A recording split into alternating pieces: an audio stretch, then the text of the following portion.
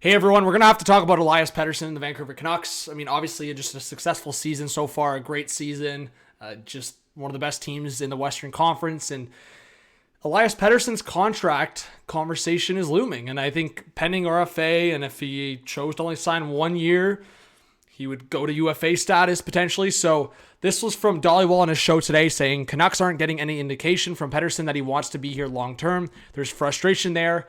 I have no intel he wants out. Up until now, I always thought EP would re-sign, but I'm not so sure now. So that's the conversation. If you saw it, Elliot Friedman post his 32 thoughts. I mean, that's just kind of the conversation that Friedman's been about with the Canucks, is that Rutherford always does the unexpected, that the Canucks still could do something big. I think the Pettersson deal would probably be in the offseason if that's... I mean, I can't even believe we're talking about Pettersson and a potential trade. I think based on how the Canucks season has gone, myself included, I assumed this would be a non-conversation, non-discussion, Elias Pettersson long-term with the Vancouver Canucks. And I still think that's a high potential. But the fact that Rick Dhaliwal, I mean, he talked about it. Go watch the clip, guys. I think it's productive to go watch the clip, but on Donnie and Dolly. But I really think the fact that local media like Dhaliwal is bringing it up more specifically versus, and he cited it, national media like an Elliot Friedman, I think that's important to look at. So a lot of teams and a lot of players could be involved here. Fans are just putting out trade proposals, so I'll kind of discuss it quickly.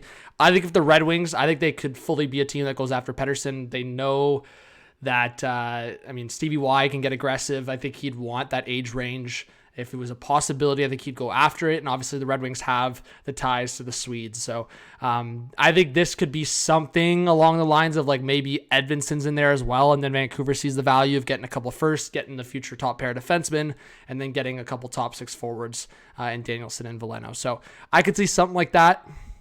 There's a lot of other deals that people were talking about. Like I've talked about Pettersson to Chicago in the offseason.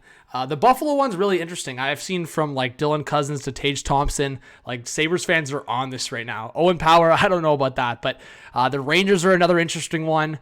Maybe you package like Hito Lafreniere first. That could maybe interest the Canucks. If again, I cannot believe we're talking about a Pettersson deal, but this is the one that I would be most interested in. Don't want Pettersson going to the Atlantic Division, but I mean, if you're the Canucks and you could get Anton Lundell, Sam Oskevich, and Spencer Knight, maybe with some draft picks, I could see that being a potential deal. And then the Panthers would really have a 1-2 punch with Barkov and Pettersson. So that's a potential.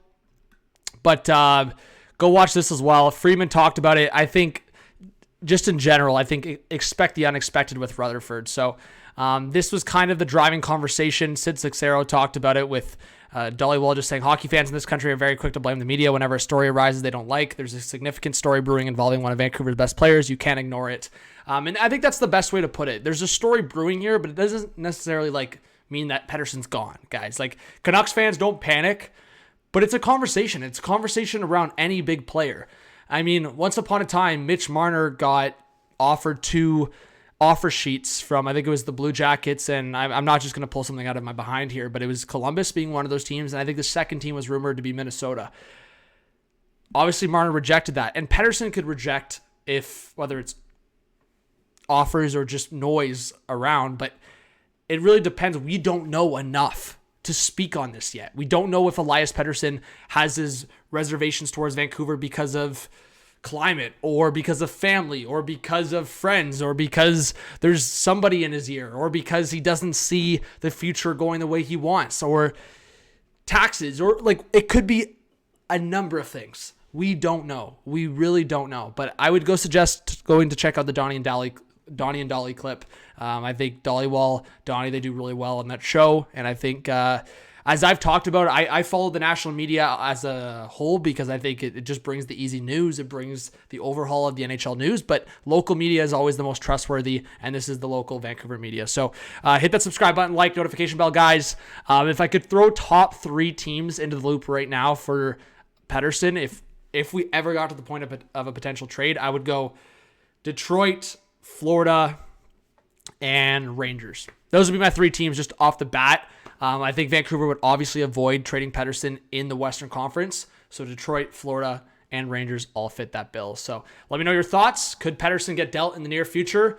I just think you ride it out and have a successful season, Vancouver. Go for a deep playoff run and show Pettersson that he's in a good spot going forward. I think that's the best you can do.